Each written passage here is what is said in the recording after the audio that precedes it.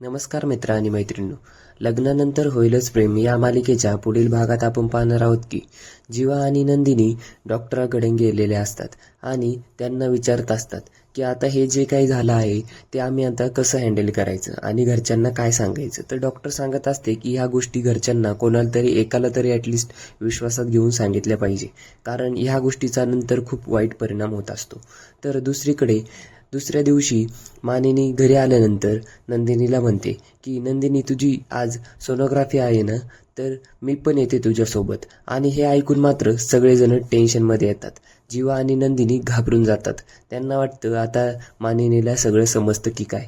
आणि आपल्याला पाहायला मिळतंय की जीवा आणि नंदिनी हॉस्पिटलमध्ये USG करत असताना मानिनी बाजूलाच उभी असते. डॉक्टर बोलते की या बसा, तुम्ही जीवा नंदिनी देशमुख ना.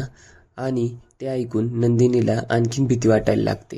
मानिनी आता काय करणार आहे हे तिला कळत नाही. पुढे काय होणार हे पाहण्यासाठी आपल्या चॅनलला सबस्क्राईब करा.